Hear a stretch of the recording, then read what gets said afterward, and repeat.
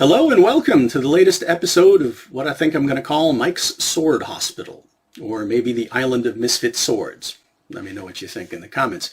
But a bit of a mystery. The other night, unexpected package shows up on my doorstep in the classic Longchuan styrofoam sword box, Amazon return label.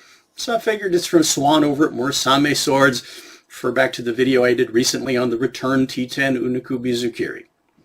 But I opened the box, looked at the sword, and I couldn't match it to anything in his inventory.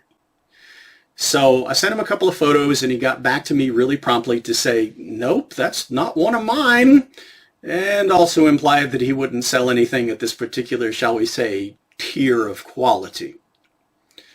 So general search on Amazon, think I found it. I'll put the link down in the description below. There's several swords on the same page, definitely budget class, which we'll talk about today, offered from someplace called HMD Swords. And I think they're just another one of these alphabet brokers out of Longchuan that proliferate on Amazon. And the description on the page can't even make up its mind as to what this is. It simultaneously lists 1060, 1095, T10, oil quenched, clay tempered, and the description you get on the page doesn't match any of the swords that are shown.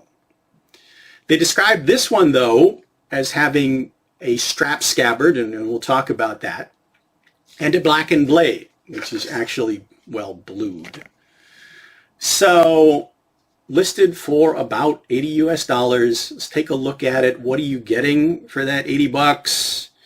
Do I think it's worth it? Why was it probably returned? And, well, any plans for where I might take it from here? And frankly, at this point, I don't know. So let's see where this goes. Let's start by talking about the saya because it's a bit unusual. And none of the other swords on the same page with it have this setup, which they call a strap scabbard. And the pictures show that it's supposed to come with two of what I'm guessing are cheap pleather hangers, so you can wear it across your back with a strap Michonne style. But those hangers didn't come with it in the return box, and maybe that was one of the reasons why it was returned. Don't know. The other thing it's missing, though, is, as you can see, there's no kuragata. There's no place to tie a segeo to it. It's just a tube covered in, well, from a distance it looks like braided leather, but yeah, it's more synthetic. Stitched on the side. Some places it's kind of even. I feel like this would actually be a pretty durable setup, pretty abuse-proof for wear and tear, but in some places you can see it's very unsightly in terms of the wrinkles, and yes, it's glued down. So if I tried to pull this off, I would have to deal with another mess. So for now, it's going to stay in place. Will I add a kuragata to it? Don't know. We'll see where this goes. As for fit, well, you can certainly hear down here it's very loose and rattly. But up here at the habaki, it's actually nice and tight. Lockup is pretty good. It's not the cleanest, but it's snug. It's got good retention. Well, we are talking about a basic wooden, no-frills saya covered in, well, whatever this is. Quick look at the edge.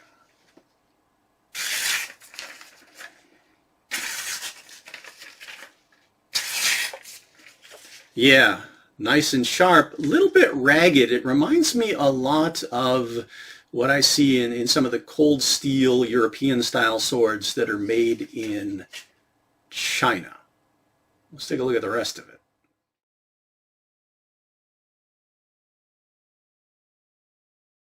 Okay, time to talk about the sword. Specs, fit, finish. What are you getting for about $80 US? And please keep that number in mind as we go forward. Pretty standard 28-inch blade, 11-inch suka, Shinogi Zukiri profile with bohi. Weight, well, a little heavier, I would say, than I expected at 2 pounds 6 ounces, about 1,077 grams. With a point of balance, it's 4 inches from the habaki. So not only a few ounces heavier than I expected for a sword like this with bohi, but also a little bit further forward in terms of point of balance. It's not a crowbar or a baseball bat, but it definitely feels a little bit more blade forward, a little bit more blade present. So I expect it would make a good cutter, and we'll certainly talk about that. but feels solid in the hand. Does it have distal taper? Oh yeah, it goes from about 8 millimeters down to about 4. Machining is not bad. When I run my fingers, like I said, the bohea is kind of shallow. When I run my fingers along it, I feel a slight bit of rippling that I can't really see. And the edge planes are very smooth. There's no secondary grind. As I described, it's a very sharp edge that's kind of toothy. Reminds me of some of the European style swords I've gotten from Cold Steel that were made in China. Could I hone it up and make it keener? Sure. Will it cut just fine like this? Probably. No geometric Kikote, but what do you expect at this price point? It's got the peaked spine. Steel, no idea. Probably 1060, maybe 1045. Could be a T10 or a 1095. It does pass the file test at somewhere in the low 50s Rockwell, so pretty hard. And yeah, it does make a little music. Is it clay tempered? Is there a real hamon under this bluing? Probably not. It's probably through hardened, and for a cutter, that's fine. We'll see how it holds up.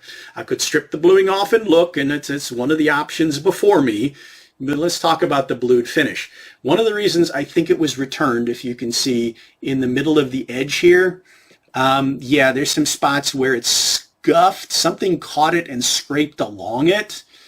You know, kind of like keying the side of somebody's car or something like that. Now, that's not into the metal. If I run my fingers along it carefully, don't want to cut myself, can't feel it. So it's not into the steel, it's just the finish. That would be very easy for me to touch up the bluing, but I wanted to show it to you as is. Speaking of as is, and the scratches in the finish, my next step is to take it outside as soon as I get a bit of a break here, see what kind of bottles I've got laying around. Definitely put it through some cardboard, because cardboard can be very abrasive to the finish of a sword, and I might even do a little bit of wood, some branches or firewood or whatever I got laying around. You see how the edge holds up. I suspect the edge will hold up fine, we'll see. But I definitely want to see what that does to the finish before we proceed with what I might do with this. But as for the rest of the build, the Nakago it's nothing to write home about, but it's not bad either. I think it's perfectly well shaped. It's not fancy, and it is full length, double pinned, and everything is tight. I've taken this apart a couple of times, put it back together. No problems there. Everything stayed well fit. Again, for about $80 US.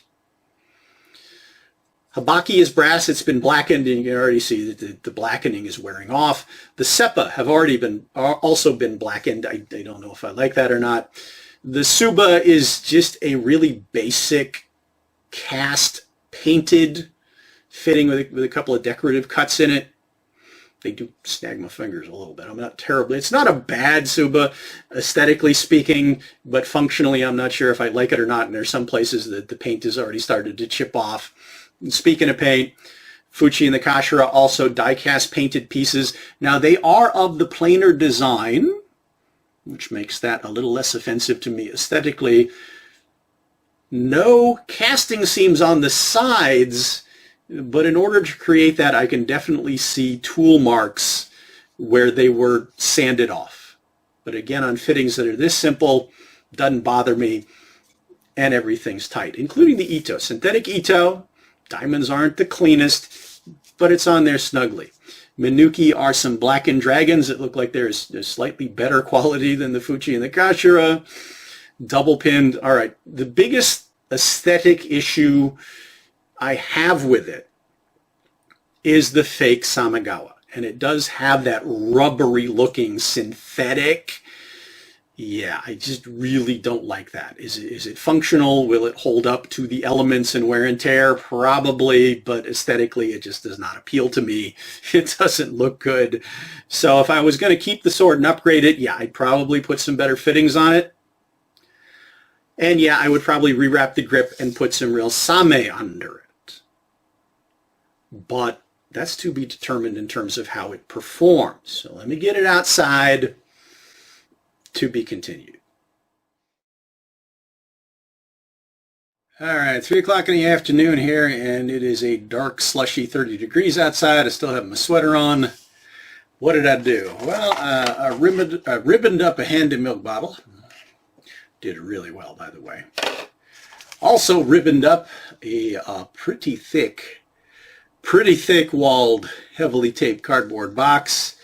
No problem. And then I went ahead and chopped some knots off some branches just as a wooden target to see what that would do. End result, edge is fine. Everything is still nice and tight, no problems there. Finish, well, let me clean it up and get right back to you. Okay, I'm officially impressed. I thought I had done some surface damage. There looked like there was some scuffing on the sides, but after I took some fine steel wool to it to get all of the gunk off, yeah, and I did most of the cutting from there to there. I forgot to mention this, I did chop into some hard bamboo to see if I could chip or roll the edge, and the answer was no, not at all. In fact, this sword not only did really well cutting through those softer targets, but it was quite choppy and slicey on the wood and the bamboo as well. And nothing really loosened up or anything. It was a nice, comfortable, handy cutter. Again, we're talking about, you know, $80 ish. Do I think it's worth it if you're looking for just a tough, basic cutting sword? I would say absolutely.